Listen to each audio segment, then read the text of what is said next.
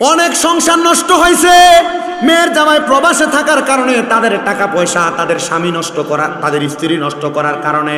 আমারে মাঝে মাঝে অনেক প্রবাসী ভাইরা বিদেশ থেকে ফোন করে বিচার দেয়, মাঝে মাঝে অনেক প্রবাসী ভাইরা কয় হুজুর বেরিয়েতের হেদায়েতের লেগে ওয়াজ কইরেন।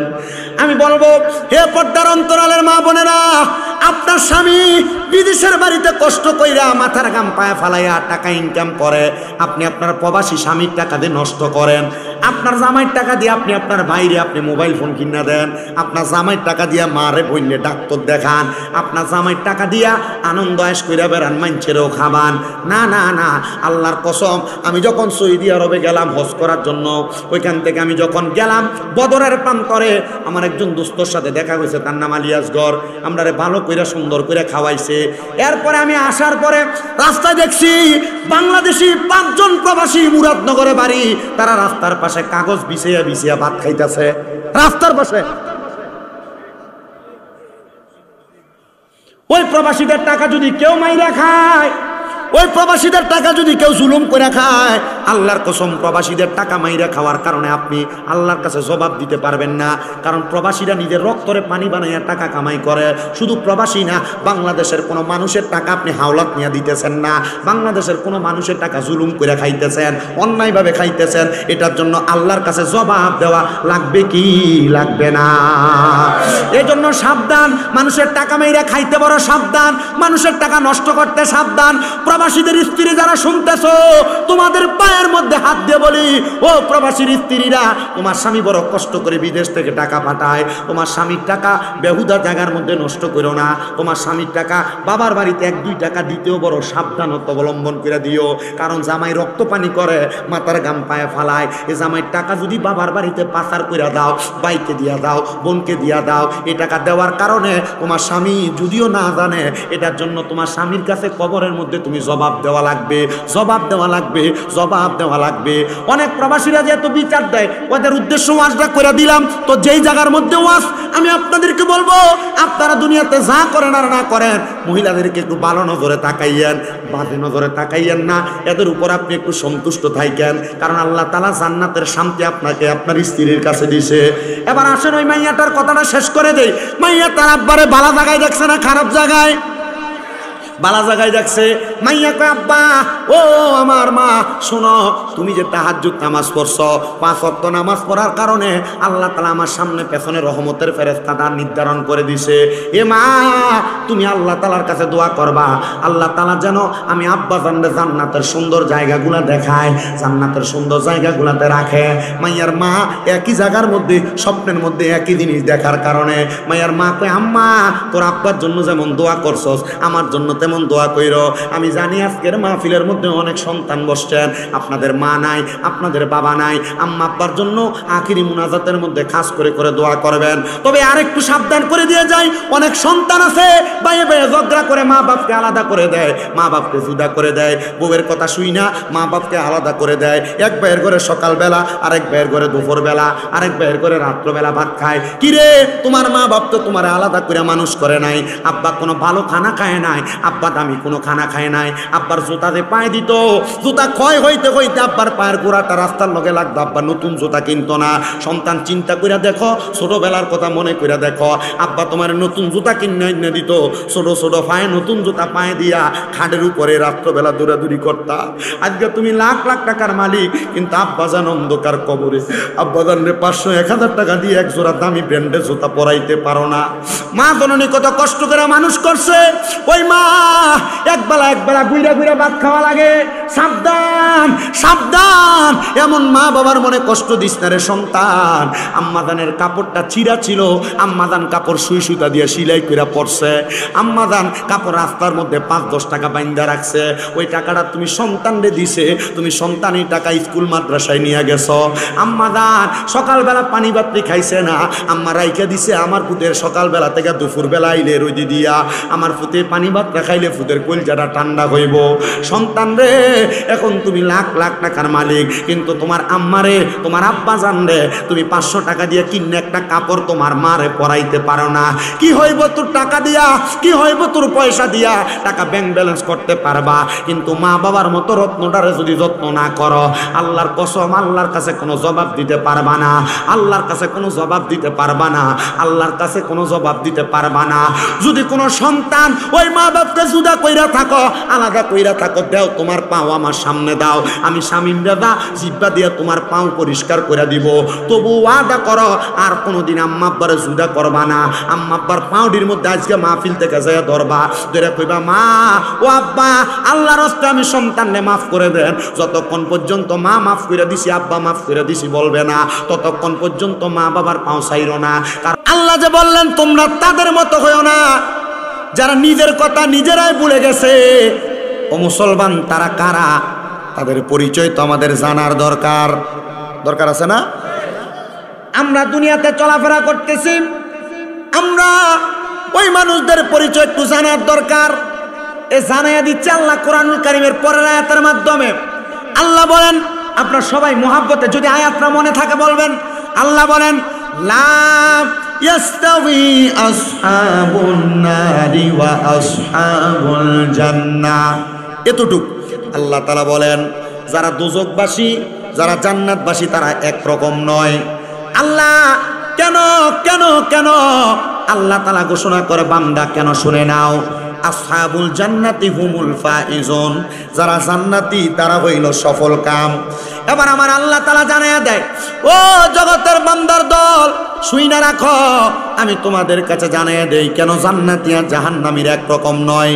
যারা দুনিয়াতে জান্নাতি, ওই জান্নাতি মানুষরা এমন কিছু কাজ করবে যেই কাজের মাধ্যমে তাদের জীবন পরিবর্তন হবে, এমন কিছু কাজ করবে যে কাজের মাধ্যমে তাদের দুনিয়া এবং আখিরাত দুইটাই সুন্দর হবে, সফল কাম হবে। তারা এমন কাজ করবে যেই কাজের মাধ্যমে দুনিয়ার মানুষও সন্তুষ্ট হবে, কিন্তু দুনিয়ার মানুষ সন্তুষ্ট হোক আর না হোক আমার আল্লাহ তাদের উপর বেশি সন্তুষ্ট হবে। যদিও দুনিয়ার মানুষ তাদের উপর অসন্তুষ্টি হয়, কিন্তু আল্লাহ যারা জাহান্নামী তাদের সঙ্গে কেন আপনি পার্থক্য করলেন? আল্লাহ তাআলা জানায়া দেয়, বান্দা তাদের সঙ্গে পার্থক্য তোমাদের দুই ধরনের। একটা হলো আমলি পার্থক্য, আর একটা হলো পার্থিব জীবনের পার্থক্য। আমলি পার্থক্য হলো যারা জাহান্নামী তারা লোক দেখানো ইবাদত করবে, যারা জাহান্নামী তারা গুনার কাজটাকে বড় আনন্দের সাথে করবে, যারা জাহান্নামী তারা দুনিয়ার জমিনের মধ্যে ভালো কাজটাকে তারা অবহেলা করবে। তবে মনে রাখবা বান্দা, যদি তোমরা জান্নাতীদের অনুসরণ করো তাহলে দেখবা তারা দুনিয়ার হেয়ালি কাজগুলোকে একদিকে রাইখা তারা আল্লাহ তাআলার ইবাদতের প্রতি বেশি মনোযোগী হয়ে যায়। এবার আসেন আল্লাহর নবীর একটা হাদিস শরীফ লক্ষ্য করেন। হযরত আবু হুরায়রা রাদিয়াল্লাহু তাআলা আনহু বলেন, ও দুনিয়ার মানুষের দলেরা, আমি নবীজির জবান মোবারকের মধ্যে বলতে শুনলাম, নবী আমার বলেছে, যদি তোমরা দুনিয়াতে জান্নাতি ব্যক্তি চিনতে চাও তাহলে ওই ব্যক্তিদের দিকে তাকাও যারা সব সময় নামাজের আযানের ওয়াক্ত যখন হয় তারা সূর্য দেখে দেখে সময়টাকে নির্ধারণ করে তারা নামাজের মধ্যে দাঁড়ায় যায়। আখির নবীর উম্মত হাসাইসুল কুবরার মধ্যে নবী হাদিস বর্ণনা করে বলে দিচ্ছেন, একই হাদিস হযরত হাসান রাদিয়াল্লাহু তাআলা আনহু বর্ণনা করে বলছেন, যদি দুনিয়ার জমিনের মধ্যে নামাজের ওয়াক্ত চিহ্নওয়ালা মানুষ দেখতে চাও তাহলে তাদের দিকে তাকাও, তারা নামাজের মধ্যে তাড়াহুড়া করে না, তারা নামাজের মধ্যে তাড়াহুড়া করে না, তারা নামাজের মধ্যে তাড়াহুড়া করে না।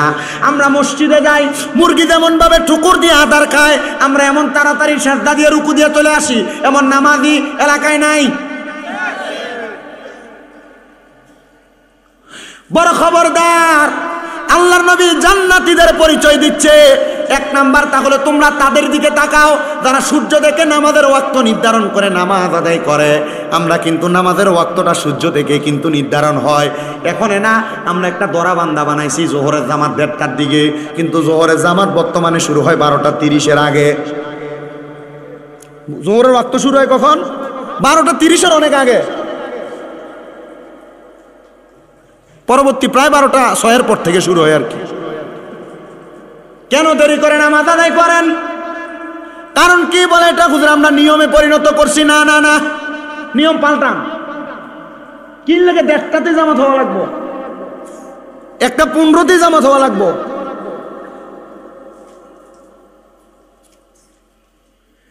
আসেন আরো কিছু কথা আমি আপনাদেরকে বলি। নবী আমার বলে জান্নাতি চিনার দ্বিতীয় উপায়। ইয়া রাসূলুল্লাহ কিভাবে? নবীজি বলছে তারা কখনো তাদের সম্পদ ব্যয় করার সময় হিসাব করে ব্যয় করে না, এরা হলো জান্নাতীদের অন্তর্ভুক্ত। ইয়া রাসূলুল্লাহ কেন? বলে শোনো, আমি রহমতের নবীর কাছে যে সাহাবায়ে কেরাম আসতেন, ওই সাহাবায়ে কেরাম আমার কাছে থাকা অবস্থায় তারা তাদের সম্পদগুলোকে বেওয়াফাদারি হিসেবে তারা দিয়ে দিতেন। তাদেরকে প্রশ্ন করতাম, হে আমার সাহাবায়ে কেরাম, তোমরা কি তোমাদের পরবর্তী ওয়াক্তের খাবারের কথা চিন্তা করো না? সাহাবায়ে কেরাম আমি নবীর কাছে জবাব দিত, ইয়া রাসূলুল্লাহ, এই জন্য আমরা পরবর্তী ওয়াক্তের কথা চিন্তা করি না, কারণ আমরা জানি আমাদের তাওয়াক্কুল তো আল্লাহ, আমাদের তাওয়াক্কুলটা বড় ঠিক আছে। আমরা এক আল্লাহর ইবাদত করি, ওই আল্লাহ চাইলে পরবর্তী ওয়াক্তে আমাদেরকে খাবার নির্ধারণ করে দিবেন, ওই আল্লাহ চাইলে আমাদেরকে উপবাস রাখবেন। এজন্য আমরা আমাদের সম্পদের মায়া করতাম না। আল্লাহর হাবিব সাল্লাল্লাহু আলাইহি সাল্লাম বলে, আমিও এমন তাওয়াক্কুল রাখলাম 7 দিন পর্যন্ত আমার পেট মোবারকের মধ্যে আমি পাথর বেঁধে রেখেছিলাম, কিন্তু মুসলমান আমি পাথর যদিও বাঁধা রাখতাম, আমি আমার দরবারে যে হাদিয়া গুনাহ আসতো আমার সাহাবায়ে কেরামের কাছে বিতরণ করে দিতাম। কিন্তু আমার সাহাবায়ে কেরামরা এই হাদিয়াগুলো নিয়ে তারও খাইতেন না। যদি তাদেরকে একটা খেজুরে দেওয়া হইতো, একটা খেজুরে তারা 4 টুকরা কইরা তাদের সন্তান, তাদের স্ত্রী, পুত্র সবাইকে নিয়ে আহার করতেন। ও মুসলমান, তাহলে জান্নাতি চিনার আরেকটা উপায় হইল, তারা কখনো সম্পদ আল্লাহর রাস্তায় হোক আর পরিবারের জন্য হোক ব্যয় করতে হিসাব করে ব্যয় করে না। জবানটা খুইলা জোরে কোন আল্লাহু আকবার। এই কথা কেন বললাম শুনেন, আমি নবীজির হাদিস শরীফ পড়া দেখলাম, মুসনাদে আহমদের হাদিস। নবীজি বলছেন দুনিয়াতে এমন ব্যক্তি অনেক আছে যারা তারা ইনকাম করে, টাকা আছে, পয়সা আছে, চাইলেই ভালো পোশাক পরতে পারে কিন্তু পরে না, চাইলে ভালো খাইতে পারে কিন্তু খায় না। এমন কাস্টমার কালুক আছে না? এই কাটার, তোমরা 3টে দিয়ে একটা কথা কইতেছে, ফিরিতে রাখলাম কথা কইও না, না না না দমক না, কথা কোন যাইতো না কেমন? হ্যাঁ, তা আবার খুব ভুলো কথা কই না, তোমরা আরো বড় হোক না তুমি। তাহলে যারা এখন অনেক ফলা হয়নি চিন্তা করবো, আরে তাহলে তো আমরা আব্বাই দিয়ে আসলে কিপটা আছে, অনেক বেড়াইতে আছে না, টাকা আছে কিন্তু পরিবারের জন্য খরচ করতে চায় না, কিপটামি করে। এ চাইলেই কিন্তু মুরগির গোশত দিয়া ভালো খাইতে পারে কিন্তু খায়। আল্লাহর নবী বলছেন মসজিদের মধ্যে, মাদ্রাসার মধ্যে, বিভিন্ন জায়গায় দান সদকা করার চাইতে কোনো মানুষ যদি তার পরিবারকে ভালো খাওয়ানোর জন্য, ভালো পড়ানোর জন্য টাকা পয়সা খরচ করে, এটা অন্য জায়গায় সদকা করার চাইতে বেশি সওয়াব। পরিবারকে ভালো খাওয়াইবেন, পরিবারকে ভালো পড়াইবেন, এটা জান্নাতীদের লক্ষণ। সুবহানাল্লাহ পড়েন। এজন্য মুসলমান, আপনারা সুন্দর পোশাক পরার ক্ষমতা আছে, আপনি পরেন না, সিরাটা ফিরে রাস্তায় বের হয়ে যান গা।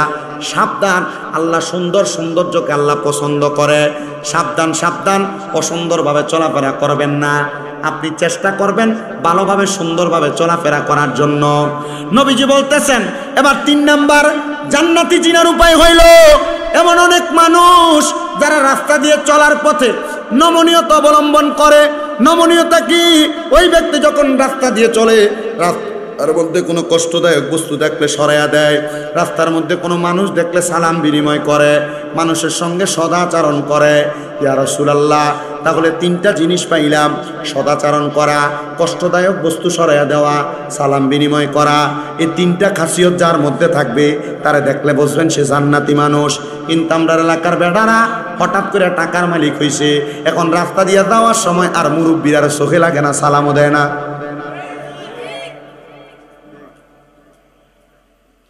এটা জান্নাতীদের পরিচয় না। আপনি ভালো হন আর খারাপ হন, পয়সাওয়ালা হন আর গরিব হন, যাকে যেখানে দেখবেন ছোট হোক আর বড় হোক, সালাম দেওয়ার দরকার দরকার দরকার। 2 নাম্বার সদ্য ব্যবহার করা। অনেক মানুষ আছে, একজন মানুষের সঙ্গে কথা বলার সময় কোনো কথা বালাক হোক আর খারাপ হোক দিয়ে সিলেনি দিয়ে উঠে আছে না, এমন অনেক। আল্লাহর নবী বলেন ওই মানুষ থেকে তোমরা তোমাদেরকে হেফাজত করো, এটা জান্নাতীদের খাসিয়ত না। এমন বাজে ব্যবহার যারা করে, সে চাইলে সুন্দর ব্যবহারের মাধ্যমে সমস্যার সমাধান করতে পারে, কিন্তু সে করে না। এই মানুষগুলোও জান্নাতীদের অন্তর্ভুক্ত হইতে পারবে না। এজন্য সাবধান, কারোর সঙ্গে ব্যবহার যখন করবেন সুন্দর ব্যবহার করবেন, দমক দিবেন না, খারাপ ব্যবহার করবেন না, কেটকেটাইবেন না। আল্লাহ যেন সুন্দর ব্যবহার করার তৌফিক দেখুন, আমিন। রাস্তার মধ্যে থেকে কষ্টদায়ক বস্তু সরাইয়া দেওয়া, এটা জান্নাতি চিনার উপায়। কিন্তু আমরা এলাকার বেটারা গরুর গোবরের লাইন, বাথরুমের পানির লাইন রাস্তার উপরে দেয় না।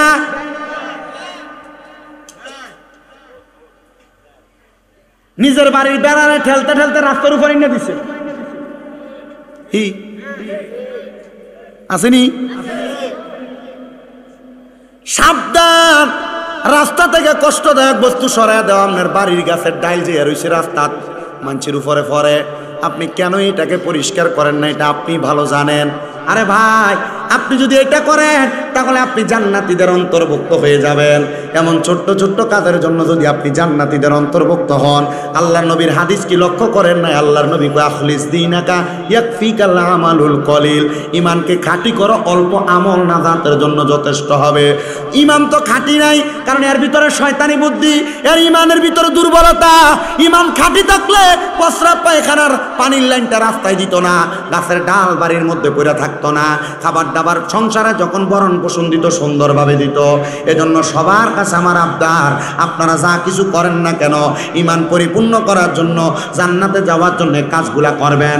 নবী আমার এবার 4 নাম্বার বলতেছে, জান্নাতীদের চিনার উপায় হইল যখনই তারা মরণের কথা শুনবে, কবরের কথা শুনবে, তারা চোখের পানি ফালাইয়া কান্না করবে। ও মুসলমান, তোমরা কবরের কথা শুই না, মরণের কথা শুই না, চোখের পানিগুলা ফালাইয়া ফালাইয়া কান্না করবা। মরণের কথা শুই না, চোখের পানি ফালাইয়া কানবো দূরের কথা। আমার মনে হয় না মুগুজির মধ্যে পাড়ার মাহফিলের মধ্যে 20-25টা লোক খুঁজা পাওয়া যাবে যারা একবার মরণের কথা স্মরণ করে কান্না করছে। ও মুসলমান, মরার কথা, কবরের কথা স্মরণ করে কান্না করো না। না না না, একটু আফসোস কি তোমার অন্তরে লাগে না? যদি তুমি মনে করো মরণের কথা স্মরণ হইলে তোমার কান্না আসে না, আফসোস হয় না, অন্তরে ভয় লাগে না, কবরের কথা মনে হইলে অন্তরের মধ্যে ভয় লাগে না, কান্না আসে না, তাহলে মনে করবা তোমার দিলটা এখনো শক্ত হয়ে গেছে। দিলটা নরম বানাও, নরম বানাও, দেখবা তুমি জান্নাতে যাওয়া তোমার জন্য সহজ হয়ে যাবে। কারণ যারা মরণের কথা স্মরণ করে কান্দে, কবরের কথা স্মরণ করে কান্দে, তারা নামাজ ছাড়ে না, তারা রোজা ছাড়ে না, তারা দান সদকা ছাড়ে না, তারা কখনো তারার বউরে বরুরা বাজারে যাইতো দেয় না। আরেক কথায় আসলাম এবার, আপনারা যারা স্ত্রীদেরকে বেপরদা ছেড়ে দেন, আছে না? নামাজও পড়েন, মেয়েকে বেপরদা ছেড়ে দেন, নামাজও পড়েন, কবুল হওয়ার আশা করেন, জি না হইব কবুল? আপনি নামাজ পড়তেছেন, আপনার বউ বেপরদা, আপনি নামাজ পড়তেছেন, আপনার স্ত্রী বেপরদা, আপনার মেয়ে বেপরদা। আল্লাহর নবী এই ব্যাপারে বড় সাবধানতা অবলম্বন করাইছেন। নবী আমার কয়, জান্নাতে যাওয়ার জন্য অনেক নামাজি ব্যক্তিরা নামাজ পড়বে, কিন্তু তারা নামাজ পড়েও দোজখে যাবে। গত জুমার আগের জুমা আমি বয়ানটা যখন জুমার মধ্যে করার জন্য পড়লাম, আমি অবাক হয়ে গেলাম নবীজির হাদিস শরীফ পইরা। আমি দেখলাম কি রে, তাহলে এই হিসাব যদি আমি যাচাই বাছাই করতে যাই, আমরা এলাকার অনেক নামাজ পড়ি না, হাদিস আবদ্ধ দোজখে যাইব গা। কারণ কি, উনি নামাজ পড়ে, হজ করছে, এবাদত ভালো, কিন্তু ওনার বউ এখনো 3 পিস সিন্ডে কাপড় পরে, যে ওনার বউয়ের পেটটা দেখে রাস্তা দিয়ে হাঁটে, ওনার মাইয়া স্কুলে যায় চুল সাইরা, উনি যে নামাজ পড়ে, তাহলে উনি যে বেপরদা মাইয়ার কারণে দোজখে যাইব। আল্লাহর নবী কয়, একটা মেয়ের কারণে 4 প্রকারের ব্যক্তি জাহান্নামে যাবে। 1 নাম্বার, কোনো বাবা মেয়ে জন্ম দিল কিন্তু বাবা মেয়েটারে পর্দা করাইল না, বাবা দোজখে যাবে। কোনো ভাই তার বোন তার সম্পর্ক আছে কিন্তু বোনটারে পর্দা করাইল না, ওই ভাই তার বোনের কারণে দোজখে যাবে। কোনো স্বামী, আপনারা যারা বিবাহ করছেন আপনারা মনোযোগ দেন, কোনো স্বামী তার স্ত্রীকে পর্দা করাইল না, ওই স্বামী তার স্ত্রীর বেপরদার কারণে দোজখে যাবে। কোনো সন্তান, আমরা যারা আছি সবাই কোনো না কোনো মায়ের সন্তান, কোনো সন্তান তার মাকে পর্দা করাইল না, তাহলে সন্তান তার মায়ের কারণে দোজখে যাবে। এবার আপনি আপনার বউরে, আপনার মাইয়ারে, আপনার বোন রে, আপনার মারে গায়ে হলুদের অনুষ্ঠানের ভিতরে যাইয়া গায়ে হলুদের মন্দি লাগাইতে দিবেন কি দিবেন না, এটা আপনার সিদ্ধান্ত। দিবেন তো জাহান্নামে যাইবেন, জাহান্নামে যাওয়ার সিদ্ধান্ত যদি আপনি নেন, আমার করার কিছু নাই। দেয় না গায়ে হলুদ? ইসরায়েল না চায়।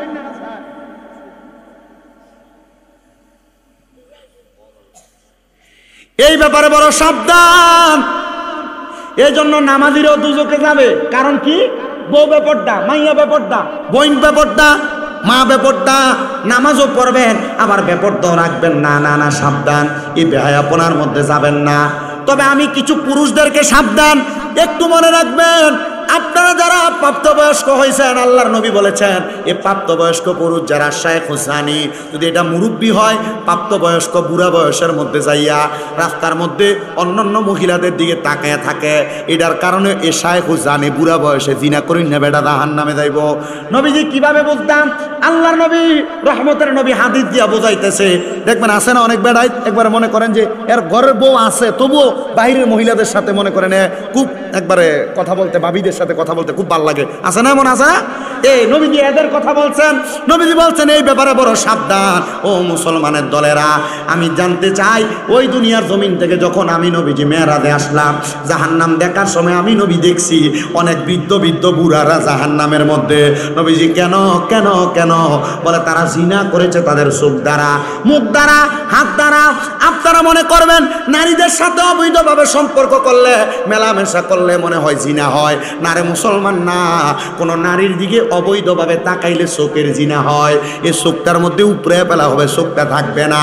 কোন নারীর সাথে জিনা করার জন্য যে পাও দিয়া দেখা করার জন্য যায় না, পাও দিয়া দেখা করার জন্য কেউ যখন তার পাও দিয়ে হাইটা যায়, তার পায়ে জিনা হয়। কোন মহিলা অবৈধভাবে তার হাতের মধ্যে কোনো পুরুষ যদি ধরে, তাহলে তার হাতের জিনা হয়। কোন মহিলার সাথে অপ্রয়োজনীয় কোনো কথা জবান দিয়া যদি কেউ বলে, তাহলে তার মুখের জিনা হয়। পোলাপান সাবধান, নিজের মোবাইল দ্বারা অন্য মহিলাদের সাথে কথা বলতে সাবধান।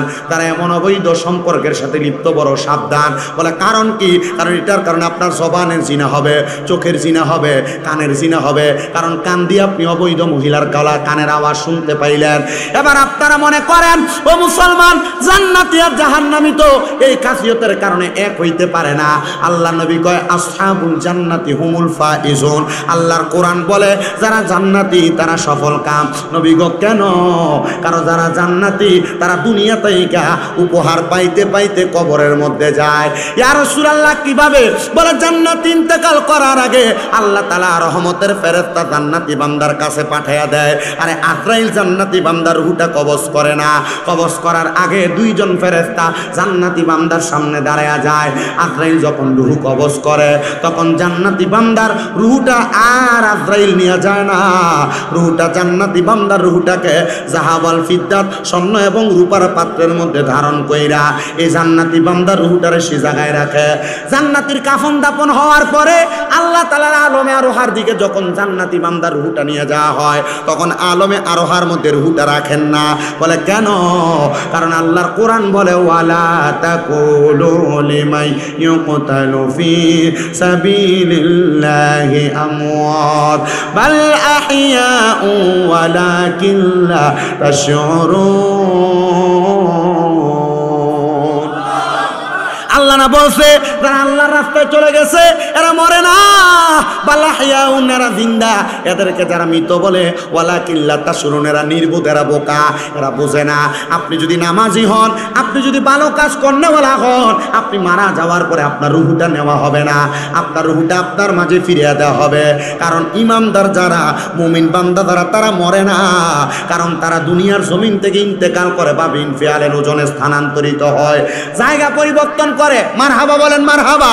এরা দুনিয়াতে যেমন সংসার কইরা আনন্দ ফুর্তিতে জীবন কাটায়, এরা কবরে যাওয়ার পরে আল্লাহর ইবাদত কইরা আনন্দ ফুর্তিতে জীবন কাটায়। এজন্য যারা জান্নাতি তারা দুনিয়াতেও আনন্দ পায়, কবরে আনন্দ পায়। ও মুসলমান, এই জন্য দুনিয়াতে চলাফেরা করা অবস্থায় যেন আপনি আনন্দে আরামায়েশে থাকতে পারেন, সেইভাবে চলাফেরা করবেন। শুনেন, আমি আল্লাহর একজন বান্দা হাম্মাদ নামক ওই ব্যক্তির আমি ছোট্ট একটা ওয়াকিয়া কারগুজারি আমি আপনাদেরকে শোনাই। শোনায়া দিতে চাই। হযরতে হাম্মাদ নামক ব্যক্তি, উনি আল্লাহ পাকের বড় সাচ্চা পাক্কা বন্ধু, বলক এলাকার মধ্যে বাড়ি। হযরত হাম্মাদ বলতেছে, জগতের মানুষ, আমি হাম্মাদ যখন এলাকার মধ্যে বসবাস করি, আমি আল্লাহ তাআলার ইবাদত একটু বেশি করি, 5 ওয়াক্ত নামাজের পাশাপাশি নফল ইবাদত আমি বেশি করি। এবার আপনারা বলেন, 5 ওয়াক্তের নামাজের পাশাপাশি আরো বাড়তি নামাজ আছে না নাই?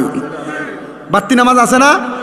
যেমন ফজরের আগে তাহাজ্জুদ আছে, এশরাকের নামাজ, আওয়াবিন নামাজ, চাশতের নামাজ আছে না? নামাজ সালাতুল হাজতের নামাজ, সলাতুল ইস্তেসকার নামাজ, 5 ওয়াক্ত ছাড়া তারা 6 ওয়াক্তের কথা বললাম, আরো আছে এমন অনেক নামাজ আছে না? অনেক নামাজ। হযরত হাম্মাদ রাহমাতুল্লাহ আলাইহি বলেন, আমি ফজরের নামাজের পরে এশরাকের নামাজ আদায় কইরা, এশরাকের নামাজ আদায় করার জন্য ফজর থেকে আমি অপেক্ষা করতে লাগলাম। বেশি উপরের ক্লাস না, মাদ্রাসায় মাত্র মেশকাতুল মাসাবি কিতাবুস সালাত অধ্যায়ের ভিতরে হাদিস শরীফ। নবীজি বলছেন, আমি নবীজি কখনো ফজরের নামাজ আদায় করে সূর্য ওঠার আগ পর্যন্ত এশরাকের নামাজ না পড়ে উঠতাম। নবীজি বিছানা নামাজের মুসল্লা ত্যাগ করতেন না। সুবহানাল্লাহ কোন? হযরত হাম্মাদ বলে, নবীজির এই আমলটা আমি করতাম। আমি সব সময় ফজরের নামাজ পড়া এশরাকের নামাজের ওয়াক্ত সময়ের জন্য অপেক্ষা করতাম। হযরত হাম্মাদ বলেন, আমি যখন অপেক্ষা করতে লাগলাম, ওই দিন আমার শরীরটা বড় ক্লান্ত, পরিশ্রান্ত শরীর নিয়ে আমি এশরাকের নামাজ আর পড়তে পারলাম না। আমি আমার নামাজের মুসল্লাটার মধ্যে ফজরের নামাজের পরে ঘুমায় গেছি। ঘুমানোর পরে হঠাৎ করে আমি দেখতে পাইলাম, আমার চোখের সামনে একটা মানুষ দেখা যায়, যে মানুষটার নাভি থেকে মাথা পর্যন্ত বড় ভালো সুন্দর দেখা যায়, কিন্তু মানুষটার নাভি থেকে পায়ের তালু পর্যন্ত আগুন ধাউ ধাউ করে জ্বলতেছে। জোরে কন্যা উজুবিল। হযরত হাম্মাদ বলে, এমন অপেক্ষা অবস্থা দেখাম আমি হাম্মাদ বড় হতবিরম্ব হইয়া আমি তার কাছে প্রশ্ন করলাম, কিরে আল্লাহর বান্দা, তোমার কেন এমন অবস্থা যে তোমার শরীরের নাভি থেকে মাথা পর্যন্ত বড় ভালো, নাভি থেকে পায়ের তালু পর্যন্ত আগুন ধাউ ধাউ করে জ্বলতেছে? হাম্মাদ ডাক দিয়া কয়, আমি তারা প্রশ্ন করার সাথে সাথে সে আমাকে জবাব দিয়েছে, হুজুর, আমি দুনিয়ার জমিনের মধ্য থেকে যখন ইন্তেকাল করে কবরে চলে আসি, আমার স্ত্রীর গর্ভের মধ্যে একটা সন্তান ছিল, যে সন্তান কন্যা সন্তান। আমি ইন্তেকাল করার পরে ওই মেয়েটা দুনিয়াতে জন্মগ্রহণ করেছে। তার আগে আমার আরেকটা মেয়ে ছিল, ওই মেয়েটা নামাজি, ওই মেয়েটা রোজাদার, ওই মেয়েটা আমলওয়ালা, ওই মেয়েটা বলো ভালো মেয়ে। হুজুর, আমার ওই মেয়েটা ভালো হওয়ার কারণে আল্লাহ তাআলা আমার একটু অংশ আরামদায়ক বানাইছে, কিন্তু আমার যেই মেয়েটারে আমার স্ত্রীর গর্ভে রেখে আমি ইন্তেকাল করেছি, আমি ইন্তেকাল করার পরে আল্লাহ তাআলা আমার নাভি থেকে পায়ের তালু পর্যন্ত একবারে দাউ দাউ করে আগুন জ্বালাইতেছে। কারণ আমার ওই মেয়েটা জন্মগ্রহণ করার পরে আমার স্ত্রী মাইয়াটারে ভালো করে মানুষ করে নাই, মানে পর্দা করায় নাই, নামাজি বানায় নাই, নেককার বানায় নাই। হুজুর, আল্লাহ তাআলা নাকি আমারে নাভি থেকে পায়ের তালু পর্যন্ত ওই মাইয়ার কারণে আযাব দিচ্ছে, আর যেই মাইয়াটা ভালা ওই মাইয়াটার কারণে নাভি থেকে মাথার তালু পর্যন্ত আল্লাহ তাআলা আমারে আরামদায়ক বানিয়ে দিছে। এবার আল্লাহর ওলি বলেন, আমি সাথে সাথে নামাজটা ত্যাগ করলাম, আমি নামাজ পড়লাম না।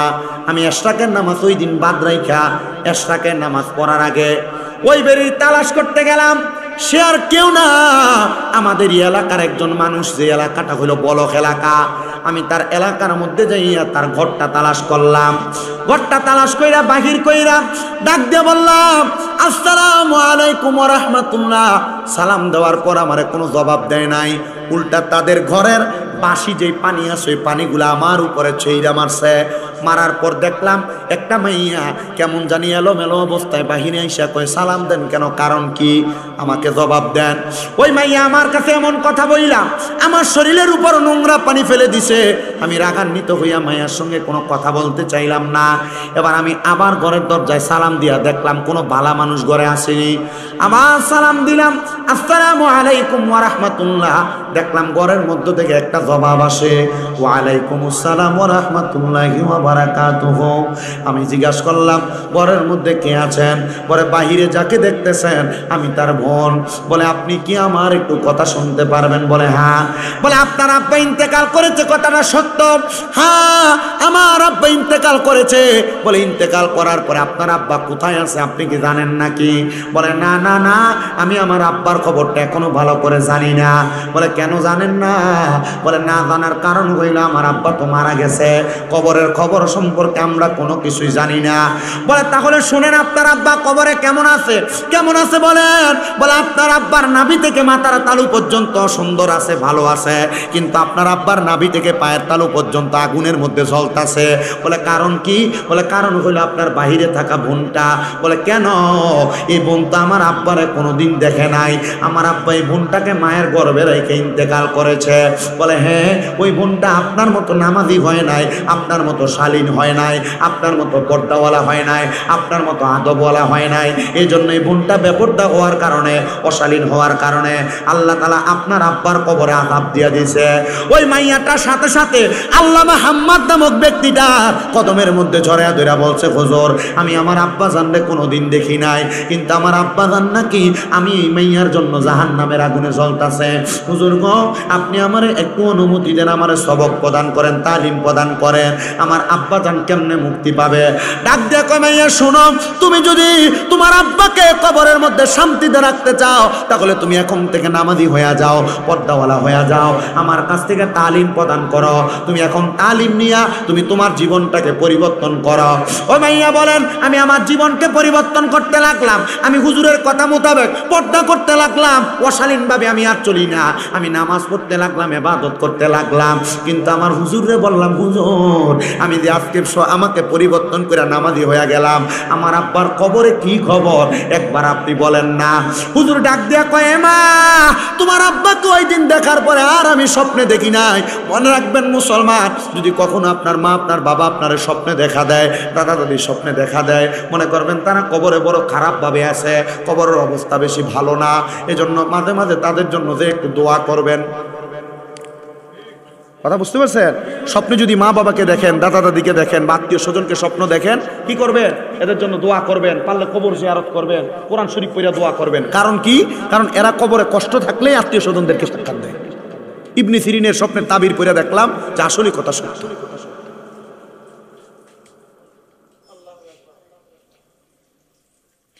ওই মাইয়া বলে, হুজুর আমার আব্বা তো এখন আমরারে বললো না আপনারে বললো, আপনি কি আমার এটা বানায় বললেন?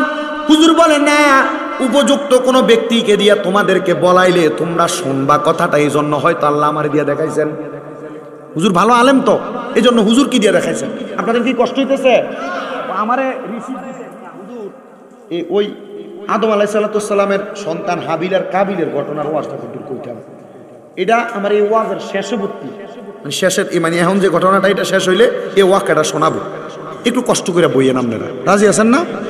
আব্বা আমি এই বরুড়া এ বছরের শেষ মাহফিল, এবছর গতবার আগের বার বরুড়া মাহফিল করছি 58টা, গতবার করছি 26টা, এবার মনে এবার এই যে মিললে 7-8টা হইব। আমি মোটামুটি ওই বরুড়ার দিকে আশাটা কমাইয়ে দিছি। আমার মাহফিল দিই না যেমন না, আই খালি থাকলে দেই আর কি, খালি না থাকার কারণে আইতেও পারি না। কারণ বরুড়া চান্দিনা এলাকার মাহফিলের ডেটটিও 1 মাস আগে, 17 দিন 20 দিন আগে। এখন আমার এটি আগে বুকিং হওয়ার কারণে আমি পারতাছি না। তবু আমি চেষ্টা করি 2-1টা কথা আমার কথার দ্বারা, আমার জবান দ্বারা বইলা দিয়ে যাইতে। যদি আপনারা আমল করিয়া কবরে যাওয়ার পর এই কথাটার আমলের কারণে যদি নাজাত পান, আল্লাহর রাস্তায় আমার যাইতে লইয়া যাই। মানে আমি আমার গুনার কারণে নাজাত পামু কিনা আমি জানি না, তবে আপনারা যদি আমার কথা শুনে যদি নাজাত পান তাহলে আমার একটু আপনারা লগে রাখেন।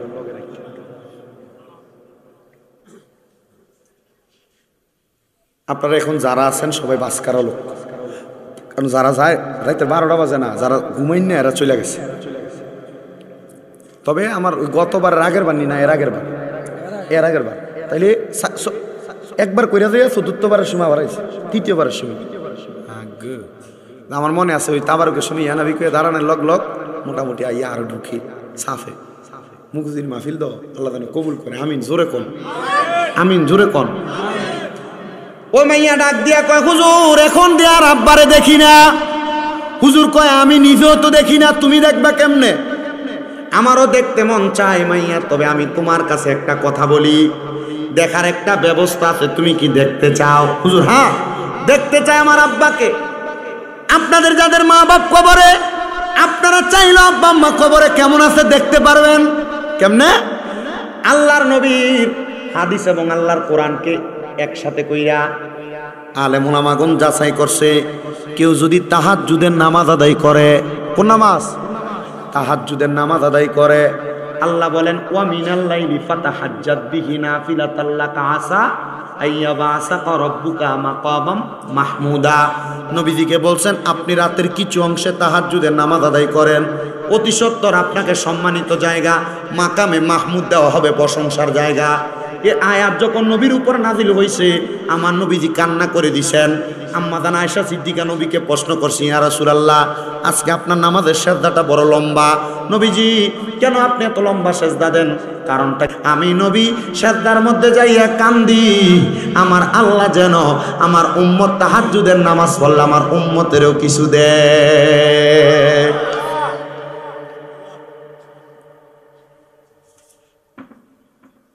আম পাতায় জাম পাতায় কত পানি ঝরে, তোমার শেষ বিদায়ের গোসল দিব বরুই পাতার জলে। ওরে শেষ বিদায়ে দয়াল নবী আইব রে। নবী আসবে কবরে কেন? বিসমিল্লাহি আসবি বিদায় রসুলের কাছে দেওয়া হয়েছে। ওরে শেষ বিদায়ে দয়াল নবী আইব রে, ও প্রাণের নবী গো তুমি ধীরে ধীরে ফিরে ফিরে চাইও রে। তোমায় ডাক দিলে বলার প্রাণে চাইও রে, মাওলা ডাক দিলে শেখের দিকে চাইও রে, ও প্রাণের মাওলা রে তুমি ধীরে ধীরে ফিরে ফিরে চাইও রে। আমার বিয়ার যাত্রী আমি চারজনার দেখি, আমদার ঘরে নামাই দিয়া দিবে আমায় ফাঁকি। মৃত্যুর খাটটা কিন্তু 4 জন ব্যক্তি কান্দে লই বাসে কয়, আমার বিয়ার যাত্রী আমি 4 জনার দেখি, আমদার ঘরে নামাই দিয়া দিব আমায় ফাঁকি। হায়রে ওই কবরে নূরের নবী আইব রে, কন্যা ওই আইব রে, ও মাবুদ মাওলা রে তুমি ধীরে ধীরে ফিরে ফিরে চাইও রে। তোমায় ডাক দিলে শেখের দিকে চাইও রে, বলেন ডাক দিলে চাইও রে, ও পানের মুর্শিদ রে তুমি ধীরে ধীরে ফিরে ফিরে চাইও রে। চাঁদের রাইতে আইসো গো মুর্শিদ চাঁদের বাহার, তোমার গলায় দেব আমরা প্রেমের একটা হার।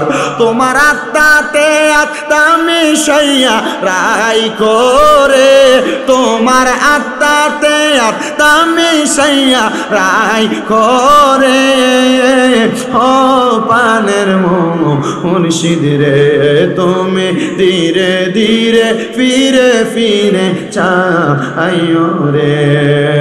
মুসলমান ও মুগুজি মধ্যপাড়ার যুবক, ও মুগুজি মধ্যপাড়ার পর্দার অন্তরালের আমার মা বোনেরা, একটু মনোযোগটা লাগে বয়ানটা শোনার চেষ্টা করো। আল্লাহর বান্দা মুহাম্মদ, আল্লাহর বান্দা দুনিয়ার জমিনের মধ্যে গুনাহ করতে করতে জীবন বেকার করেছে, গুনাহ মাফের কোনো মাধ্যম দেখে না। আমি বলবো 5 ওয়াক্ত নামাজের পাশাপাশি তাহাজ্জুদের নামাজ পড়ো। আম্মা জান আয়েশা সিদ্দিকারে নবী কয়, আমি আল্লাহর কাছে কাঁদছি, আল্লাহ যেন আমার উম্মত তাহাজ্জুদ করলে কোনো কিছু দান করে। আমার আল্লাহ জিবরাইলের মাধ্যমে জানিয়ে দিছে, আমার উম্মত যদি তাহাজ্জুদের নামাজ পড়ে আমি আল্লাহর কাছে কিছু চাই, আমি আল্লাহ উম্মতের মনের আশা পূরণ করব। ব্যবসা করেন বরকত হয় না, তাহাজ্জুদ পড়েন বরকত পাবেন। কামাই রুজিতে বরকত নাই, তাহাজ্জুদ পড়েন বরকত পাবেন। আপনি আপনার কঠিন অসুস্থতায় রোগে ভুগতেছেন, তাহাজ্জুদ পড়েন বরকত পাবেন। আপনার মাইয়া ভালো জায়গায় বিয়ে দিতে পারেন না, তাহাজ্জুদ পড়েন বরকত পাবেন। কঠিন রোগ বিমার থেকে শেফা হয় না, তাহাজ্জুদ পড়েন বরকত পাবেন। বিপদ আপদ কাটে না, তাহাজ্জুদ পড়েন বরকত পাবেন। এজন্য সবার কাছে আবদার, বিদেশ যাওয়ার চেষ্টা করে পারে না, তাহাজ্জুদ পড়েন বরকত পাওয়া যাবেন। এবার ওই মাইয়া বলে, হুজুর তাহাজ্জুদ পড়লে পাবো? মাইয়া কয়, আমি হুজুরের তালিম মোতাবেক আমি একটানা 7 দিন পর্যন্ত তাহাজ্জুদের নামাজ পড়ছি। বলেন কয় দিন? তাহাজ্জুদের নামাজ পড়া আমি আমার আল্লাহ তাআলার কাছে কান্নাকাটি করলাম।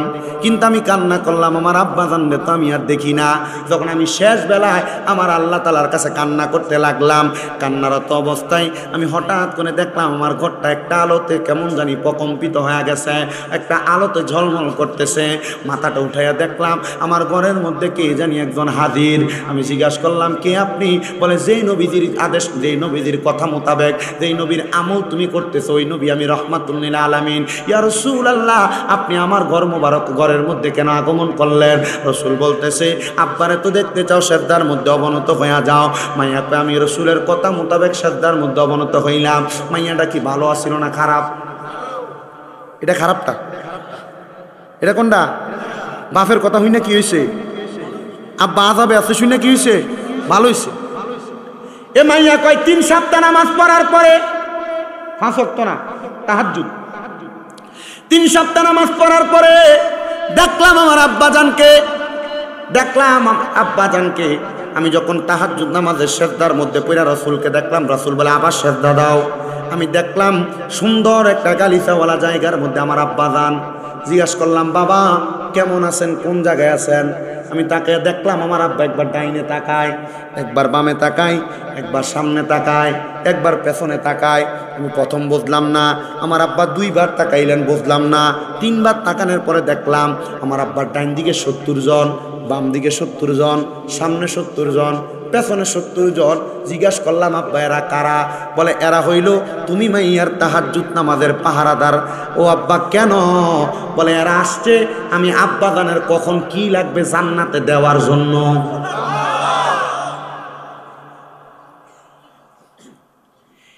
এ মাইয়াই জান্নাতের কারণ, মাইয়াই আবার জাহান্নামের কারণ। যদি বালা হয় বালা, খারাপ হইলে খারাপ। এবার বালা বানাইবেন না খারাপ বানাইবেন আপনার কাছে। তবে বৈবাহিক জীবনে যদি কোনো মাইয়া খারাপ হইয়া যায়, ও মাইয়াটার কারণে সংসারটা জাহান্নাম হইয়া যায়। কথা কন ঠিক কিনা? তবে মেয়েরা বৈবাহিক জীবনে খারাপ হওয়ার কারণ আছে কয়েকটা।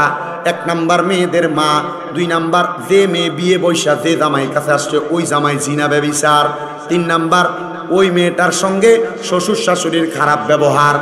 এবার বলেন, বিয়ে করে আসার পরে একটা মেয়ে খারাপ হওয়ার কারণ কয়টা?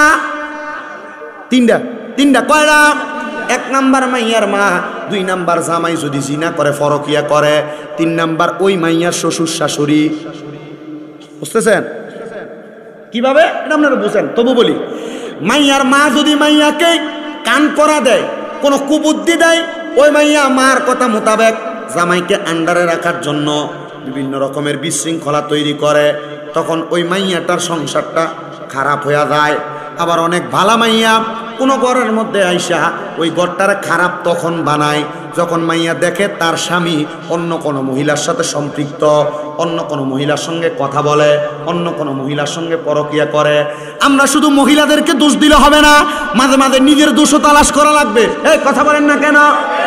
আপনি আপনি কেমন বেড়া, আপনি আপনার বউয়ের সামনে আপনি আপনার বাবির ফাঁকের প্রশংসা করেন, আরে নিজের বউয়ের তরকারিতে লবণ বেশি হইল বাবিরটারে খারাপ পেয়ে নিজেরটারে ভালা কইবেন, তখন দেখবেন বউ পরের বার তরকারি রাঁধতে হিসাব করে রানবো।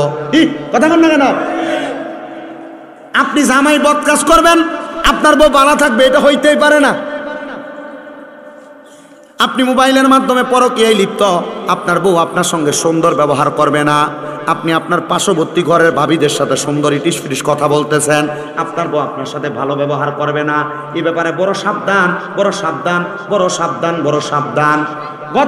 গত পরশু দিনও আমাকে একটা ছেলে কুমিল্লার চান্দিনার আমারে কল দিছে, হুজুর আপনি আমাদের এলাকায় মাহফিল করছেন, আমি বিদেশে আছি হুজুর, আমি বিয়ে কইরা আসার আগে আমার একটা সন্তান দুনিয়াতে জন্ম নিছিল, কিন্তু হুজুর বিদেশে আসছি আমার সন্তান এবং স্ত্রীর জন্য আমি কষ্ট করি হুজুর, আমার বউটা আমার বাচ্চাটাকে ফালাইয়া দিয়ে চলে গেছে হুজুর, বউয়ের জন্য কান্দি না, বিয়ে করলে আমার বউ হবে কিন্তু আমার সন্তানের কি হবে? আমার বউকে একটাবার এটা চিন্তা করলো না। আমি বলবো বাবা এটার কারণ অন্য কোনো কিছু না, তুমি যদি তোমার জীবনটাকে সুন্দর করে তোমার স্ত্রীর সঙ্গে সাজাইতে চাও, যদি তোমার কোনো অবৈধ সম্পর্ক অথবা তোমার যদি কোনো খারাপ সম্পর্ক থাকে অথবা চলাফেরার মধ্যে কোনো ডিস্টার্ব থাকে, তুমি এটা পরিবর্তন করো। অনেক মহিলারা স্বামী সিগারেট খাওয়ার কারণে সংসারে অশান্তি তৈরি করে। এ আব্বা সিগারেট খাওয়ানোর মুহের মধ্যে গুয়ের গন্ধ চাইতে বেশি দুর্গন্ধ কয়, এটা আপনারা জানেন কিনা জানি না, আমার এটা নিজের পরীক্ষা করা হয়ে গেছে। আমি একবার মাহফিলে যাওয়ার সময় ওই হবিগঞ্জের বাহুবল এক বেটারে তুলছিলাম, বেটা ক্যামেরা ট্যামেরা করে, তবে আলহামদুলিল্লাহ আমার এনে ক্যামেরাম্যান আমার মনে হয় না যে একটু সিগারেট খাই না আছে। দেখে এক বেটা আছে কামেল ফাঁস সবাই প্রাইমারি স্কুলের শিক্ষক, এই যে হুজুর যেটা কামেল ফাঁস, কিন্তু আইয়া পরে মাহফিলে আই আর কি মহব্বত করে আলেমরা ভিডিও করবার লাগে। আরেকটা তো সাংবাদিক বেটা কু কাকা কু আছে, এনে আছে মোটামুটি ইসমাইল।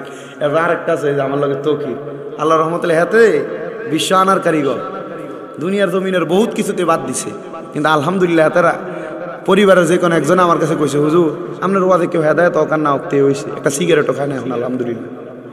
কি দোয়া করেন না কেন? আলহামদুলিল্লাহ কোন জোরে?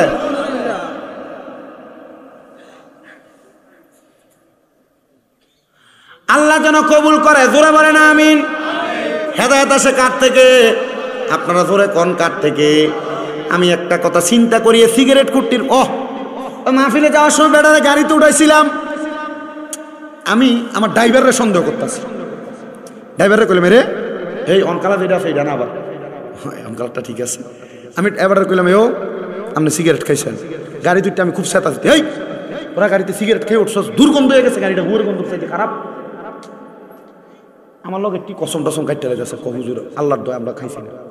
তারপরে আমি বুঝছি নতুন একজন আছে, কাকা আপনি কি সিগারেট খাইছেন? হ্যাঁ হ্যাঁ আর কয় না, মুখ দিয়ে আর হ্যাঁ কয় না, হুজুর ইয়া ওই মুখে আমি আবার স্প্রে করে ফেলছি, ইয়া করছি। এবার ড্রাইভারে তো চিন্তা করতেছে দোষটা তার উপরে পড়বো, হুজুর হ্যাঁ গাড়ির থেকে স্প্রে হয়ে মুখে মারছে, হের গন্ধ থেকে মুখের থেকে আইতাছে, এত দুর্গন্ধ। আমি চিন্তা করি যেগুলো সিগারেট খায় এরা বউদের রাত্রবেলা আখার থেকে লাঠি দিয়ে ফেলা দেয় না, এটা এদের বড় সৌভাগ্য।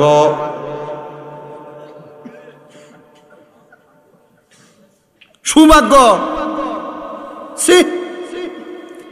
তো যে নবীজির জান্নাতীদের বর্ণনা দিছে, সাহাবায়ে কেরাম কই ইয়া রাসূলুল্লাহ জাহান্নামীদের বর্ণনা দেন না, জাহান্নামীদের বর্ণনা। নবী আমার কয় কিয়ামতের আগে এমন অনেক মানুষ দেখবা যাদের মুখের ভিতরে আগুন। এবার সিদ্ধান্ত আপনার আর আপনারাই কোন কার আর মুখের ভিতরে আগুন দেয়, যেটি সিগারেট খাইটির মুখের ভিতরে তো আগুন দেয়।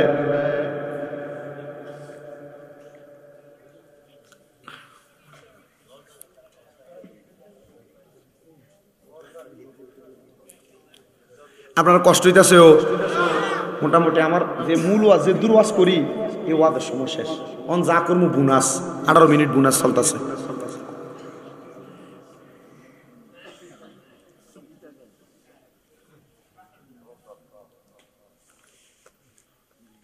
ধন্যবাদ, জাযাকাল্লাহ। আপনারা কষ্ট আর করেন না, কারণ আমরা সবাই বয়স্ক মানুষ, এক বুনা যদি আজ দিও পরে এটি কান্দলে আর পারতাম না। তাইলে সিগারেট যারা খান বড় সাবধান, দুধ ডিম খেয়ে নি টিয়াটা দিয়ে, 5টিও যদি দাম হয়, একটা সিগারেট করে যদি 6টাও যদি খায় তাহলে 30 টিয়া, মাশাআল্লাহ। 1 ফা দুধ আর ডিম খাওয়ানো টি হয়েছে না? কত কি 20 আবার কি সিগারেট? আমি লাস্ট 3 জানতাম স্টার সিগারেট। কিটা বুঝছি শেষ। বাংলাদেশের এক হাদি সাহেব ধরা গেছে আমরা হতে যাওয়ার সময়। এই হাদি সাহেবের ব্যাগের ভিতরে জর্দার ডিব্বা বড় বড় আর সিগারেটের আর বিড়ির প্যাকেট।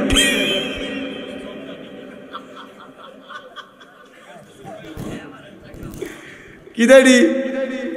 আমি পরে দিয়ে গেলাম কাকু এবার বইয়ে রয়েছে যে আমি দেখলাম যে বেটার আর বেটার যে মোয়াল্লিম এবার আর বেটার লয়ে যায় না। মোয়াল্লিমে ক আমরা আগে মানা করে দিছি জনেডি না। আমি দিয়ে গেলাম কাকা ইয়া আপনি এটি কিনতে লইছেন? আমার ফুতের কাকিয়া দোকান আছে। হ্যাঁ কাকিয়া দোকান আছে, ওই দোকানে এমন হাদি সাহেবটার মাধ্যমে এটি সরবরাহ মাঝে মাঝে নেই আর কি। আমি একটু বেশি লয়ে লিছি। আচ্ছা কোন যে হাদি সাহেবরা এটি সরবরাহ করে হ্যাঁ নিয়ে দেয়। আচ্ছা এটির অবস্থা কি হইব? কি আর হজ হইব কেন? হাউস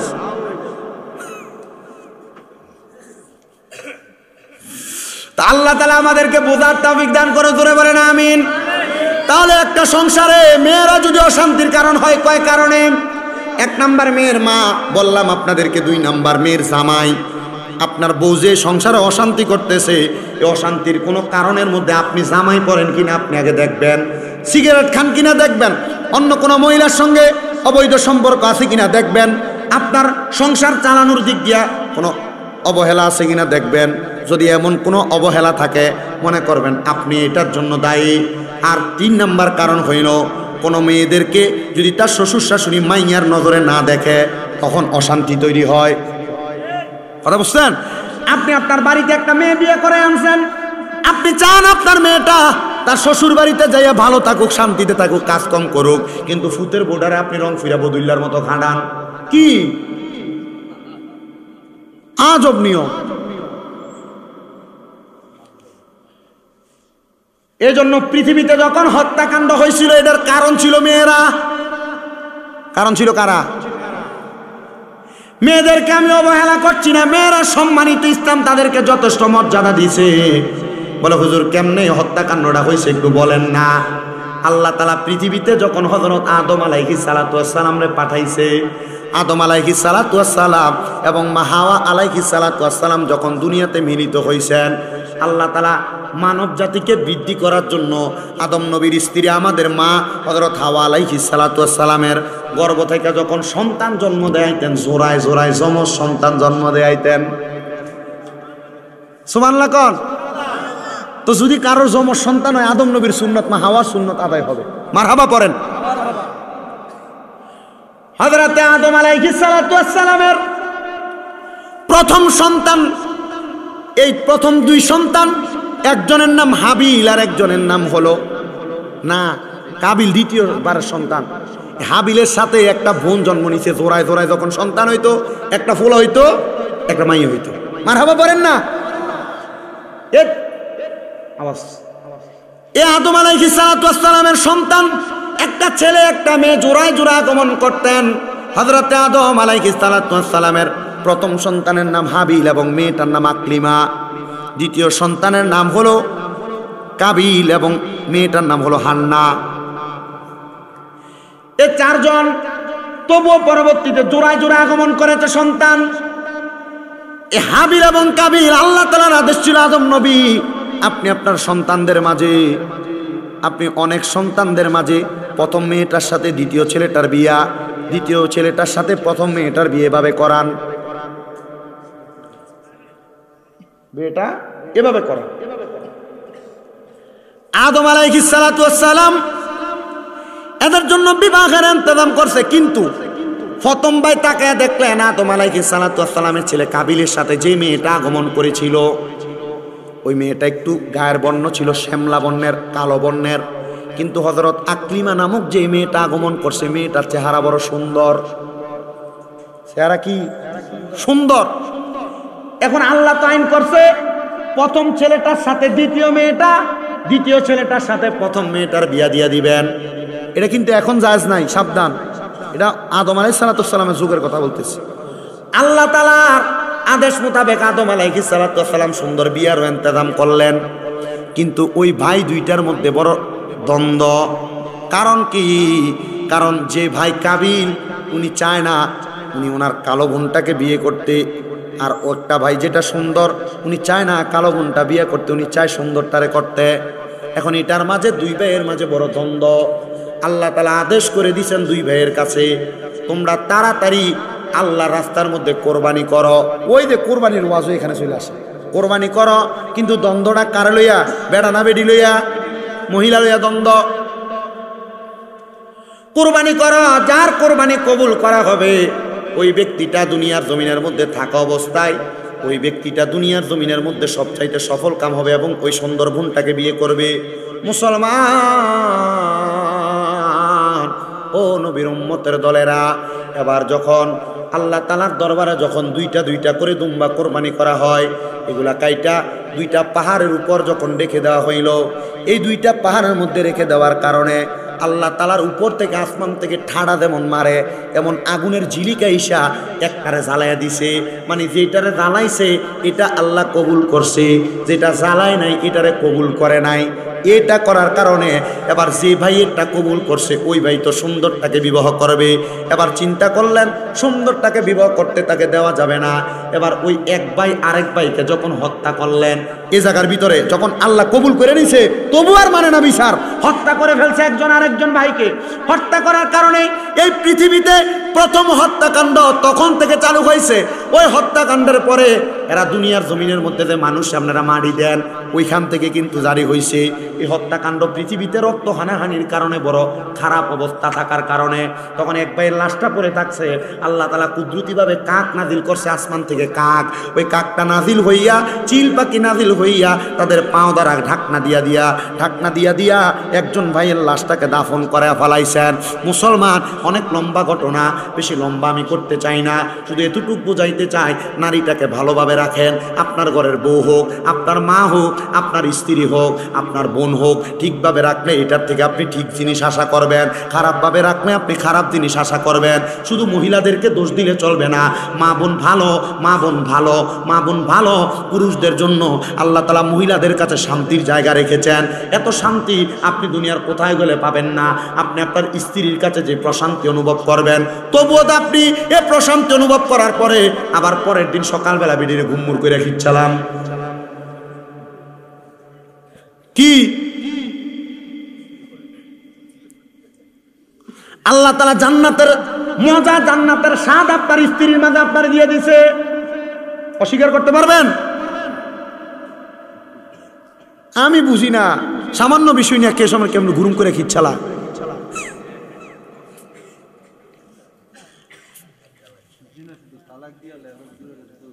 তালাকও দিয়ালা। আমার কাছে হাজিগঞ্জ থেকে এক মহিলা হুজুর আমার জামাই তো আমার অন্যায়ের কারণে তালাক দিচ্ছে। আমি অন্যায়টা কিতা? হুজুর আমার জামাই টিয়া পাঠাইছিল, আমি জায়গা কিনছিলাম আমার নামে। তো তোর ফলে তোর ফিসা দিয়ে ফিটানোর দরকার বেরিয়ে জামাই টিয়া পাঠাইছিল, তুই জায়গা কিনিস তোর নামে। হুজুর আরো কুদুর করছিলাম, আমার মার নামে আধা ঘন্টা কিনছি। আর ওই শ্বশুর শাশুড়িটি কেমন ব্যাক কল, যে জামাই টাকা দিয়ে তুই কেমনে চলো? শরম লাগে না?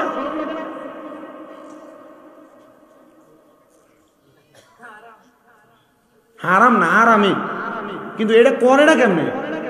বেড়ার অনুমতি ছাড়া বেড়ারটা কেমনে খরচ করে? কি এর কাম? একবারে ফাক্কা সোয়াব ভান্ডারি।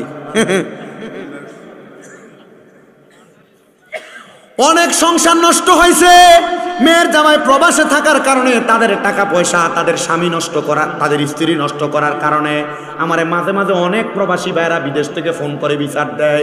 মাঝে মাঝে অনেক প্রবাসী ভাইরা কয় হুজুর বেরিয়ে হেদায়েতের লেগে ওয়াজ কইরেন। আমি বলবো, হে পর্দার অন্তরালের মা বোনেরা, আপনার স্বামী বিদেশের বাড়িতে কষ্ট কইরা মাথার ঘাম পায়ে ফালাইয়া টাকা ইনকাম করে, আপনি আপনার প্রবাসী স্বামীর টাকা দিয়ে নষ্ট করেন। আপনার জামাইয়ের টাকা দিয়ে আপনি আপনার ভাইরে আপনি মোবাইল ফোন কিনা দেন। আপনার জামাইয়ের টাকা দিয়া মারে বইলে ডাক্তার দেখান। আপনার জামাইয়ের টাকা দিয়া আনন্দ আয়েশ কইরা বেড়ান, মাইনছেরও খাবান। না না না, আল্লাহর কসম, আমি যখন সৌদি আরবে গেলাম হজ করার জন্য, ওইখান থেকে আমি যখন গেলাম বদরের প্রান্তরে আমার একজন দোস্তর সাথে দেখা হয়েছে, তার নাম আলী আসগর। আমরা ভালো করে করে সুন্দর করে খাওয়াইছে। এরপরে আমি আসার পরে রাস্তায় দেখছি বাংলাদেশি 5 জন প্রবাসী, মুরাদনগরে বাড়ি, তারা রাস্তার পাশে কাগজ বিছিয়ে বিছিয়ে ভাত খাইতেছে রাস্তার পাশে। ওই প্রবাসীদের টাকা যদি কেউ মাইরা খায়, ওই প্রবাসীদের টাকা যদি কেউ জুলুম করে খায়, আল্লাহর কসম প্রবাসীদের টাকা মাইরা খাওয়ার কারণে আপনি আল্লাহর কাছে জবাব দিতে পারবেন না। কারণ প্রবাসীরা নিজের রক্তরে পানি বানাইয়া টাকা কামাই করে। শুধু প্রবাসী না, বাংলাদেশের কোনো মানুষের টাকা আপনি হাওলাত নিয়ে দিতেছেন না, বাংলাদেশের কোনো মানুষের টাকা জুলুম করে খাইতেছেন, অন্যায়ভাবে খাইতেছেন। এটার জন্য আল্লাহর কাছে জবাব দেওয়া লাগবে কি লাগবে না? এজন্য সাবধান, মানুষের টাকা মাইরা খাইতে বড় সাবধান, মানুষের টাকা নষ্ট করতে সাবধান। প্রবাসীদের স্ত্রী যারা শুনতেছো, তোমাদের পায়ের মধ্যে হাত দিয়ে বলি, ও প্রবাসীর স্ত্রীরা, তোমার স্বামী বড় কষ্ট করে বিদেশ থেকে টাকা পাঠায়, তোমার স্বামীর টাকা বেহুদা জায়গার মধ্যে নষ্ট করো না। তোমার স্বামীর টাকা বাবার বাড়িতে 1-2 টাকা দিতেও বড় সাবধানতা অবলম্বন করে দিও। কারণ জামাই রক্ত পানি করে, মাথার গাম পায়ে ফালায়। এ জামাইয়ের টাকা যদি বাবার বাড়িতে পাচার করে দাও, বাইকে দিয়া দাও, বোনকে দিয়া দাও, এ টাকা দেওয়ার কারণে তোমার স্বামী যদিও না জানে, এটার জন্য তোমার স্বামীর কাছে কবরের মধ্যে তুমি জবাব দেওয়া লাগবে, জবাব দেওয়া লাগবে, জবাব দেওয়া লাগবে। অনেক প্রবাসীরা যেহেতু বিচার দেয়, ওদের উদ্দেশ্য ওয়াজটা করে দিলাম। তো যেই জায়গার মধ্যে ওয়াজ, আমি আপনাদেরকে বলবো, আপনারা দুনিয়াতে যা করেন আর না করেন, মহিলাদেরকে একটু ভালো নজরে তাকাইয়েন, বাজে নজরে তাকাইয়েন না। এদের উপর আপনি একটু সন্তুষ্ট থাকেন, কারণ আল্লাহ তাআলা জান্নাতের শান্তি আপনাকে আপনার স্ত্রীর কাছে দিছে। এবার আসেন ওই মাইয়াটার কথাটা শেষ করে দেই। মাইয়া তার আব্বারে ভালো জায়গায় দেখছে না খারাপ জায়গায়? বালা জায়গায় দেখছে। মাইয়া কয়, আব্বা, ও আমার মা, শোনো, তুমি যে তাহাজ্জুদ নামাজ পড়ছো, 5 ওয়াক্ত নামাজ পড়ার কারণে আল্লাহ তাআলা আমার সামনে পেছনে রহমতের ফেরেশতা নির্ধারণ করে দিছে। এ মা, তুমি আল্লাহ তাআলার কাছে দোয়া করবা, আল্লাহ তাআলা যেন আমি আব্বা জানলে জান্নাতের সুন্দর জায়গাগুলো দেখায়, জান্নাতের সুন্দর জায়গাগুলোতে রাখে। মাইয়ার মা একই জায়গার মধ্যে, স্বপ্নের মধ্যে একই জিনিস দেখার কারণে মাইয়ার মা কয়, আম্মা, তোর আব্বার জন্য যেমন দোয়া করছস, আমার জন্য তেমন দোয়া কইরো। আমি জানি আজকের মাহফিলের মধ্যে অনেক সন্তান বসছেন, আপনাদের মা নাই, আপনাদের বাবা নাই, আম্মা আব্বার জন্য আখিরি মুনাজাতের মধ্যে খাস করে করে দোয়া করবেন। তবে আরেকটু সাবধান করে দিয়ে যাই, অনেক সন্তান আছে বাইরে বাইরে ঝগড়া করে মা বাপকে আলাদা করে দেয়, মা বাপকে জুদা করে দেয়, বউয়ের কথা শুই না মা বাপকে আলাদা করে দেয়। এক ভাইয়ের ঘরে সকালবেলা, আরেক ভাইয়ের ঘরে দুপুরবেলা, আরেক ভাইয়ের ঘরে রাত্রবেলা ভাত খায়। কিরে, তোমার মা বাপ তো তোমার আলাদা করে মানুষ করে নাই, আব্বা কোনো ভালো খানা খায় নাই, আব্বা দামি কোনো খানা খায় নাই, আব্বার জুতাতে পায়ে দিত, জুতা ক্ষয় হইতে হইতে আব্বার পায়ের গোড়াটা রাস্তার লগে লাগতো, আব্বা নতুন জুতা কিনতো না। সন্তান চিন্তা করে দেখো, ছোটবেলার কথা মনে করে দেখো, আব্বা তোমার নতুন জুতা কিনে দিত, ছোট ছোট পায়ে নতুন জুতা পায়ে দিয়া খাটের উপরে রাত্রবেলা দৌড়াদৌড়ি করতা। আজকে তুমি লাখ লাখ টাকার মালিক, কিন্তু আব্বা জান অন্ধকার কবরে। আব্বা জান 500-1000 টাকা দিয়ে এক জোড়া দামি ব্র্যান্ডের জুতা পরাইতে পারো না। মা জননী কত কষ্ট করে মানুষ করছে, ওই মা একবেলা গুইরা গুইরা ভাত খাওয়া লাগে। সাবধান, সাবধান, এমন মা বাবার মনে কষ্ট দিস না রে সন্তান। আম্মাদানের কাপড়টা চিরা ছিল, আম্মাদান কাপড় সুই সুতা দিয়ে সিলাই করে পড়ছে, আম্মাদান কাপড় রাস্তার মধ্যে 5-10 টাকা বাইন্দা রাখছে, ওই টাকাটা তুমি সন্তানরে দিছে, তুমি সন্তানের টাকা স্কুল মাদ্রাসায় নিয়ে গেছো। আম্মাদান সকালবেলা পানি বাতি খাইছে না, আম্মা রাইখা দিছে আমার পুতের সকালবেলা থেকে দুপুরবেলা আইলে রোদি দিয়া, আমার পুতে পানি ভাত খাইলে ফুদের কলজাটা ঠান্ডা হইব। সন্তান রে, এখন তুমি লাখ লাখ টাকার মালিক, কিন্তু তোমার আম্মারে, তোমার আব্বা জান রে, তুমি 500 টাকা দিয়ে কিনে একটা কাপড় তোমার মারে পরাইতে পারো না। কি হইব তোর টাকা দিয়া, কি হইব তোর পয়সা দিয়া? টাকা ব্যাংক ব্যালেন্স করতে পারবা, কিন্তু মা বাবার মতো রত্নটারে যদি যত্ন না করো, আল্লাহর কসম আল্লাহর কাছে কোনো জবাব দিতে পারবা না, আল্লাহর কাছে কোনো জবাব দিতে পারবা না, আল্লাহর কাছে কোনো জবাব দিতে পারবা না। যদি কোনো সন্তান ওই মা বাপকে জুদা কইরা থাকো, আলাদা কইরা থাকো, দেও তোমার পাও আমার সামনে দাও, আমি শামিম দাদা জিব্বা দিয়ে তোমার পাও পরিষ্কার করে দিব। তবু ওয়াদা করো আর কোনোদিন আম্মা আব্বারে জুদা করবা না। আম্মা আব্বার পাউডির মধ্যে আজকে মাহফিল থেকে যায় ধরবা, ধরে কইবা, মা ও আব্বা, আল্লাহর রাস্তে আমি সন্তানকে মাফ করে দেন। যতক্ষণ পর্যন্ত মা মাফ করে দিছি, আব্বা মাফ করে দিছি বলবে না, ততক্ষণ পর্যন্ত মা বাবার পাও ছাইরো না। কারণ মা বাবার মনে কষ্ট দিয়া আমি শামিম দাদা না, পুরা বরুড়া এলাকার বড় আলেম দিয়া ওয়াজ করাইলেও কোনো লাভ হবে না। আম্মা আব্বার জুদা করতে সাবধান। আজকের মাহফিল কবুল হবে কিনা সভাপতি সাহেব গ্যারান্টি দিবে? কেউ গ্যারান্টি দিতে পারবে না। তবে একটা কথা বইলা যায়, যদি আমি আইডিয়া করে বলছি আপনাদেরকে, আগামীকালকে যদি দেখেন মুগুজির কোনো দোকানের মধ্যে কোনো বেটা বলতেছে, হ্যাঁ শামীম রেজার ওয়াজ শুই না, আমার ফুতে আমার পায়ে ধইরা মাপ চাইছে, মনে করবেন মাহফিল কবুল। বলে হুজুর কেন? কারণ সন্তান ওয়াদের আমল করছে। যদি দেখেন কোনো মা বোন একজন আরেকজন রে কয়, হ্যাঁ আমার ফুতে ওয়াজ শুই না যায়, আমার পায়ে ধইরা মাপ চাইছে, আপনারা বলেন মা বাবার পায়ে ধরলে দাম কইমা যায়? না না, আম্মা আব্বার কদমে পারলে সুমা দিবা। হুজুর কি লাগা? নবীজি হাদিস শরীফের মাধ্যমে জানাইয়া দেয়, মাঝে মাঝে আম্মা আব্বার কদমে চুমা দিবা। আম্মা আব্বার কদমে চুমা দিলে আল্লাহর জান্নাতের চৌকাঠে চুমা দেওয়া সওয়াব পাওয়া যায়। বলে হুজুর সুমা দিমু দূরের কথা, দুই ঈদে মা বাবার পায়ে ধরে সালামি আমি করি না, সুমা দিমু কি? না রে সন্তান, না, আম্মা আব্বার পায়ে যখন ধরে তুমি সালাম করবা, মা বাপ মনে করবা আমার সন্তান এখন আমার অবাধ্য হইছে না, আমার ফুতে আমার কথা শুই না চলে, আমার ফুতে আমরারে ভালোবাসে। আমি সন্তান এলেমের জোরে কথা বলি না, আম্মা আব্বার অনুসরণ অনুকরণ, আম্মা আব্বার কদমে চুমা দেওয়ার কারণে আল্লাহ তাআলা আমারে সম্মানিত বানাইছে। আল্লাহর হস্তে মাপ চাই সন্তান, ওই মা বাবার পায়ের মধ্যে দরবা দেখবা, আল্লাহ তোমার দুনিয়া জমিনে জিরো থেকে হিরো বানাইবো, টাকার মালিক বানাইবো, সম্পদের মালিক বানাইবো। আম্মা আব্বার সঙ্গে টাকা পয়সা নিয়ে বড়াই কইরো না। অনেকে আছে বাবা নাই, আব্বা আম্মার কাছ থেকে 5 টাকা 10 টাকা চাইয়া নিছে, এখন চা দোকানে অনেক মুরব্বী বাবারা দোকানে বইসা থাকে, কিন্তু সন্তানের মুরুদ নাই, আব্বা জানলে 100 টাকা হাত খরচের জন্য দিব কেমনে? আব্বা জান তো অন্ধকার কবরে। সন্তান আল্লাহর হস্তে তোমার কাছে আমি ক্ষমা প্রার্থনা করি, ওই মা বাবার কাছে মাপ চাইবা। অনেকে চিন্তা করে হুজুর যাদের বাড়িতে আব্বা আছে তারা বাড়িতে যা বাবার পায়ে ধরে মাপ চাইব, আমার তো আব্বা নাই, আমি কার পায়ে ধরে মাপ চাইব? অনেকে চিন্তা করে হুজুর যাদের বাড়িতে মা আছে তারা বাড়িতে যাইয়া মার পায়ে ধরে মাপ চাইব, আমার তোমা কামা রব্বায়ানি সগীরা ওয়া কুর রব্বিরহামহুমা কামা রব্বায়ানি সগীরা।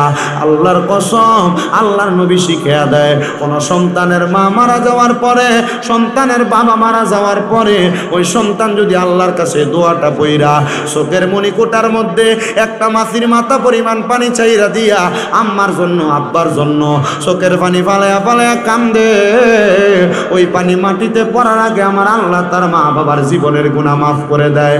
সন্তান মা বাবা বাইচা থাকতে খাওয়াইতে পারো নাই, এখন তুমি হাজার হাজার লাখ লাখ টাকার মালিক। আম্মা আব্বারে যদি মাসে 1000 টাকা করে হাত খরচ দিতা, 12 মাসে 12,000 টাকা হাত খরচের জন্য লাগতো। আম্মা আব্বারে যদি প্রতি মাসে ওষুধ খরচ কিনা দিতা, ওষুধ খরচ করে দিতা, 12 মাসে 1000 টাকা করে দিলে 12,000 টাকা লাগতো। এখন তোমার আব্বা আম্মার জন্য এত টাকা খরচ হয় না। আসুনি একটা সন্তান এই ফুরকানিয়া মাদ্রাসার জন্য আম্মা আব্বাটা কবরে আছে, আল্লাহ যেন আম্মা আব্বারে কবরে জান্নাত বানিয়ে দেয়। 10,000 টাকা ওই মাটার নামে কোরবান করে দিবা, 10,000 টাকা ওই আব্বাটার জন্য কোরবান করে দিবা।